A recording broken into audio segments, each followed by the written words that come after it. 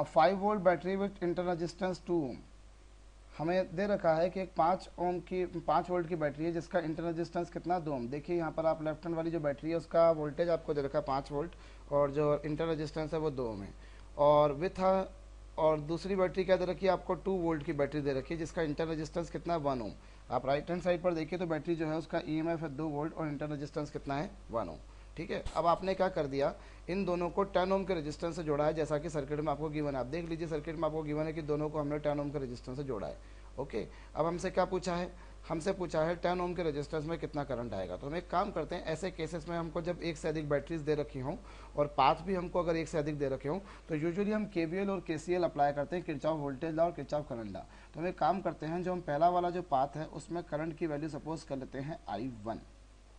ठीक है, पहले वाले पाथ में हमने करंट की वैल्यू सपोज कर ली I1, दूसरे वाले पाथ में हमने करंट की वैल्यू सपोज कर ली I2।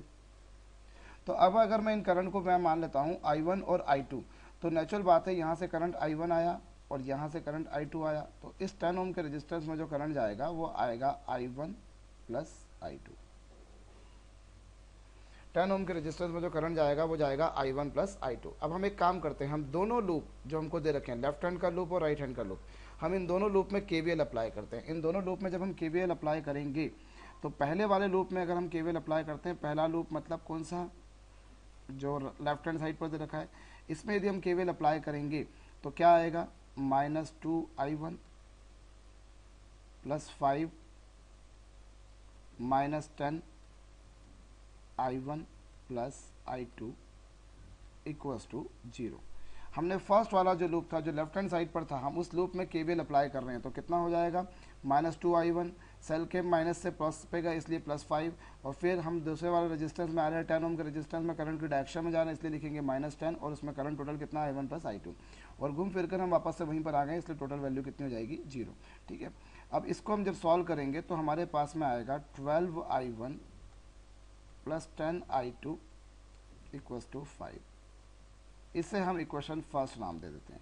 ठीक है, और फिर हम बात करते हैं सेकंड लूप की। जब हम सेकंड लूप की बात करेंगे तो सेकंड लूप पर क्या होगा, सेकंड लूप पर भी हम इस तरह से KVL अप्लाई करेंगे, तो वहाँ पर हम सेल के पॉजिटिव से नेगेटिव जाएंगे इसलिए -1, और करंट की डायरेक्शन में जाएंगे इसलिए इसका EMF जो आपको दे रखा है, सेकंड वाला जो सेल दे रखा है आपको, उसका EMF कितना दे रखा है आपको, सेकंड वाला जो सेल है उसका EMF आपको दे रखा है 2 वोल्ट, और चूंकि सेल के पॉजिटिव से नेगेटिव गए इसलिए हम लिखेंगे -2, और चूंकि करंट की डायरेक्शन में जा रहे हैं हम रेजिस्टेंस 1 ओम में इसलिए -1I2, और फिर 10 ओम के रेजिस्टेंस में हम करंट की डायरेक्शन में जा रहे हैं इसलिए -10I1 plus I2 equals to 0। ठीक है, अब इस इक्वेशन को यदि हम सॉल्व करेंगे तो इस इक्वेशन को सॉल्व कर लेने के बाद में आपके पास में आएगा 10I1 plus 12I2 equals to -2। इसे हम सपोज कर लेते हैं इक्वेशन सेकंड। अब जब इसे इक्वेशन सेकंड सपोज कर लेते हैं, और अब हमारा काम क्या रहेगा, हम इन दोनों इक्वेशन को सॉल्व करेंगे।